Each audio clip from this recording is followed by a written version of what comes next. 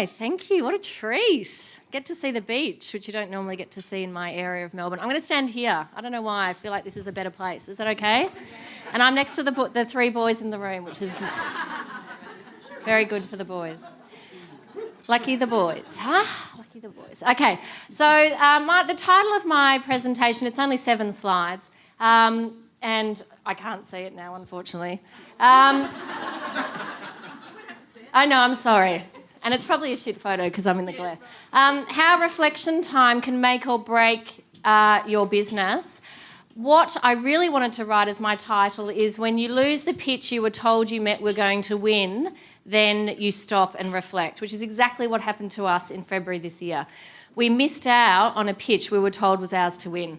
Can you imagine that feeling? I mean, we've all lost bits of business or we've missed out on business. And that's what happened to us. So we decided that we needed to stop and reflect and work out what happened. This was after we'd sworn about that potential client and cried and all of that for quite a long time. It was a massive bit of business as well, which we didn't get. So there are 3 things I want you to learn from my 7 slides today. And the first one is stopping is vital for revitalising your business or your brand. There's lots of studies done about entrepreneurs and small business people, and I suppose the biggest thing people talk about is that we don't actually stop. In fact, we feel like we're running out of time. Who has that feeling? We always feel like we're running out of time, you know, and we've got to get to the next place. We've got to get to the next place. In fact, Mark Andreessen, who was one of the co-founders of Netscape, said that when he got to the Silicon Valley in '94, he felt like he'd missed out. And so it is a common feeling for entrepreneurs. The problem is that when we feel like we're running out of time and we keep moving, we actually don't have time to stop. I mean, it's good because it gets us going and it gets the business going, but it means that we don't get a chance to stop. So what happens when you don't get to stop? You build your business based on Band-Aids. So you start sticky taping things together. We've all done that. I worked at one of the Virgin startups and it no longer exists because it was basically built on Band-Aids. It was an energy product. London Electricity was our backer. So we had this fantastic infrastructure that we could build on, but it wasn't a Virgin brand experience. So what we did was to make it a Virgin brand experience, we attached all these sticky tapes to try and get the customers through this energy funnel. It takes 6 weeks. And it was a disaster. The first year was great, but after that it was a disaster. So, stopping is vital for revitalising your brand. You have to take an opportunity to stop and think. And the other thing is, the second thing I want you to take away is remind yourself of your brand story. Why did you start this business? What was why did you do that? There was a need. There was a reason why you started the business. I started BrandHook as a consultant. When my firstborn was 4 months old, someone rang me up and said, could you do some work? I said, sure. He was a great sleeper. Then I had the crazy child who didn't sleep, and so then I didn't really work for about 18 months. But I started BrandHook because I was sick and tired of going to meetings and looking at 100-page documents that people were presenting to me with absolutely no clarity and no help for me to know what to do next. They would drop like a report on my table and say to me, here you go, here are your findings. I'd go, I don't know what to do with that. I don't even know what that means. I'm not a quanti. I don't know what pie charts look like. Help me. I don't know what that means. So I said, I'm going to start BrandHook, and our brand essence is going to be all about clarity. So you can imagine when I lost this pitch and they told us the reason why we lost was because we weren't clear. It was a very weepable moment, I can tell you. They didn't know what benefit we were providing. You've got to remember, what benefit are you providing your customers and your clients? I did an interview this morning and we were talking about the change in marketing and how marketing has really shifted from a very B2C or a B2B to what we call B2I, which is communicating and marketing to the individual. And in fact, it's the individual that are controlling the relationship that we have with them today. It's not us. We have no control over our customers or our consumers anymore. And that's obviously because of the whole digital revolution. So the only thing I would say that I would keep from my marketing arts degree from Monash 100 years ago is to remember the benefit. What is the benefit that you're delivering your customers and consumers? And clearly I wasn't giving them any clarity at all.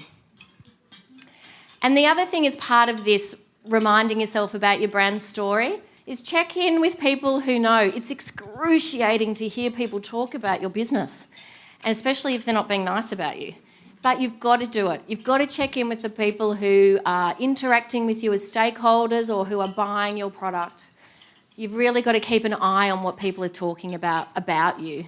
And for us, if it's a business to business relationship, you've got to go and have meetings with them, take people out for coffee, and just have a chat with them every now and then. Say, just want to see how it's going. Is everything okay? If you've got something direct to the consumer, keep an eye on what's going on in the digital space because they'll talk about you. So remind yourself of your brand story is the second one. Take the time as the first one. And the last one is fill the gaps and move on. So check in with your offering. So once you've crystallised your brand essence, make sure that everything else that you're doing is delivering to that. So I said that ours was clarity. We spent 6 months working on what our brand essence is.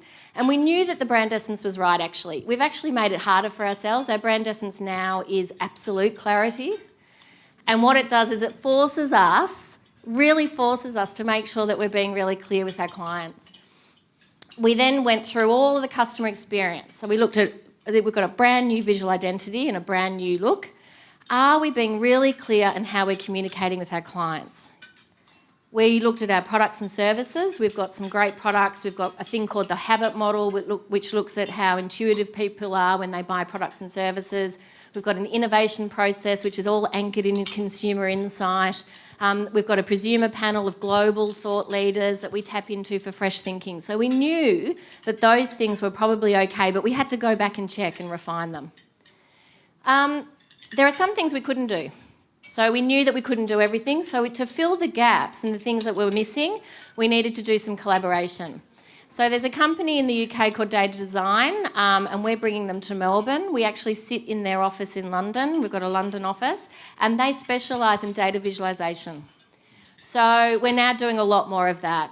We've got CEOs and marketing directors and stakeholders who don't have time to even go through the 10-page report that we give them. We don't give them 100 pages. We say, if you want 100 pages, we're not the right agency for you. We'll give you 10 pages, and that'll tell you what to do next. But we'll also give you an infographic or an animatic that you can share with your people moving forward because they don't have time to even read 10 pages. And otherwise, these documents will end up in the drawer, and we don't want that. So collaboration, just pick people. No, it doesn't always work. There are some people that aren't very nice, and you'll learn that along the way. But then you'll find your people and collaborate with them, and that's good. And I think the final thing is just to move on with it. You can't spend hours on this. You just got to get on with it. You've got to evaluate, you've got to crystallise, but then you've got to quickly move on. And instinctively, you'll know the right time. You'll have a good intuition about the right time to move on.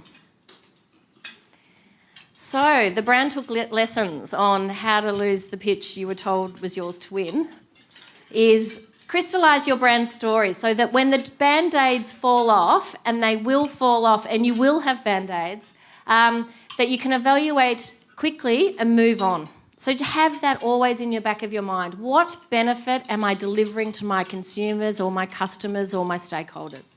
Make sure that that's always clear in your mind. Have a process for brand review. Make sure you do it. Don't wait till it all falls apart like we did.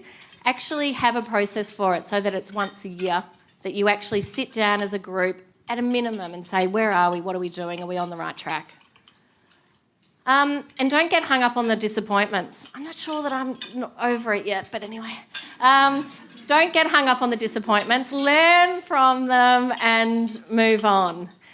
You know, build on it. No, I mean, it's just a function of running your own business. You're going to get disappointed all the time. But why wasn't it me? Why didn't they pick me? But you'll just have to get on with it. And this is our promise to our clients now is that we will deliver absolute clarity along all parts of your brand journey so that you will have this incredible feeling of serenity that you know what to do next. And that was our big thing. We wanted to communicate that feeling. When you sit in a room with us and we've given you the 10 pages on what to do next, we want our clients to feel calm that they know what to do next. Hence, part of our new visual identity.